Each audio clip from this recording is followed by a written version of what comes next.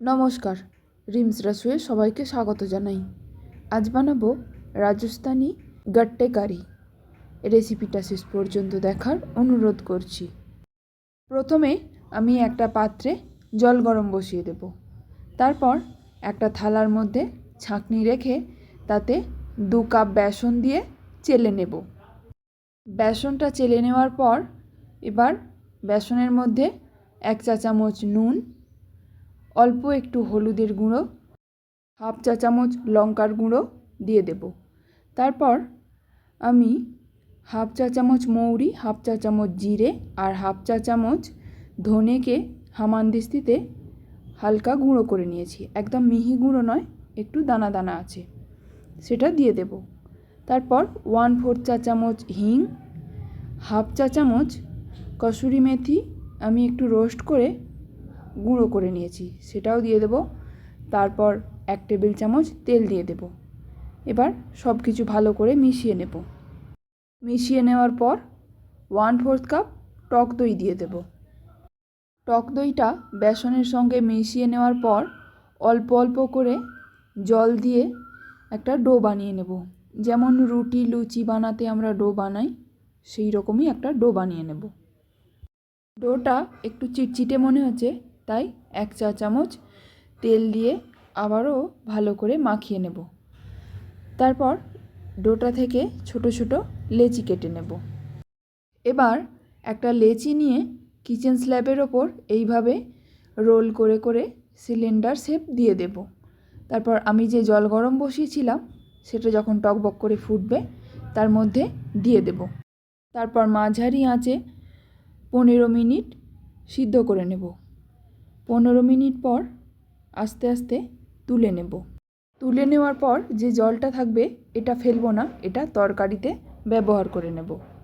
গাট্টেগুলো যখন ঠান্ডা হয়ে যাবে তখন এরকম ছোট ছোট করে কেটে নেব। এবার একটা বাটিতে 2 টেবিল চামচ টক দই নেব। তাতে 1/2 চা চামচ হলুদের গুঁড়ো, 1 চা চামচ কাশ্মীরি লঙ্কার গুঁড়ো, 1 চা চামচ ধনের গুঁড়ো, 1/2 চা চামচ জিরের গুঁড়ো আর অল্প একটু গরম মশলার গুঁড়ো দিয়ে ভালো করে ফেটিয়ে নেব। এখন কড়াইতে 2 টেবিল চামচ তেল গরম করে নেব।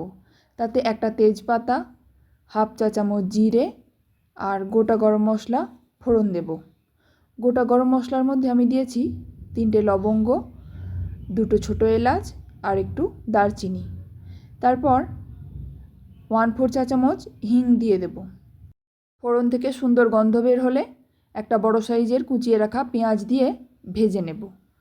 পেঁয়াজটা কিছুক্ষণ ভেজে নেওয়ার পর 1.5 চা চামচ আদা রসুন আর কাঁচা লঙ্কার পেস্ট দিয়ে দেব। তারপর এটাকেও ভালো করে ভেজে নেব যতক্ষণ না আদা রসুনের কাঁচা গন্ধটা চলে যায়। আদা রসুন পেঁয়াজটা ভালো করে ভাজা হয়ে যাওয়ার পর দই আর মশলার যে মিশ্রণটা বানিয়ে রেখেছিলাম সেটা দিয়ে দেব। এই সময় গ্যাসের ফ্লেমটা একদম লোতে রাখতে হবে, না হলে দইটা ফেটে যেতে পারে। 2-3 মিনিট সময় নিয়ে মশলাটা কষিয়ে নেওয়ার পর গ্যাসের ফ্লেমটাকে মাঝারি করে দেব। তারপর পিস করে রাখা গাট্টেগুলো দিয়ে দেব। একটু নাড়াচাড়া করে নিয়ে 1 চা চামচ রোস্টেড কসুরি মেথি দিয়ে দেব। তারপর আরও 2-3 মিনিট কষিয়ে নেব। 2-3 মিনিট পর গাট্টে সিদ্ধ করে রাখার যে জলটা ছিল সেটা দিয়ে দেব। আমি এখানে 1.5 কাপ জল দিয়েছি। আপনাদের ইচ্ছে মতো আপনারা জল দেবেন। জল দেওয়ার পর একটু নাড়াচাড়া করে নিয়ে স্বাদ মতো নুন দিয়ে দেব। তারপর নুনটা ভালো করে মিশিয়ে নিয়ে ঢাকা দিয়ে মাঝারি আঁচে 5 মিনিট রান্না হতে দেব। 5 মিনিট পর ঢাকনা খুলে ওপর থেকে ধনেপাতা কুচি ছড়িয়ে নামিয়ে নেব। তৈরি হয়ে গেল রাজস্থানি গাট্টে কারি। আপনারাও বাড়িতে একবার এইভাবে ট্রাই করুন, আশা করছি ভালো লাগবে। ভালো লাগলে একটা লাইক করে দেবেন আর বন্ধুদের সঙ্গে শেয়ার করে দেবেন। রেসিপিটি শেষ পর্যন্ত দেখার জন্য অসংখ্য ধন্যবাদ।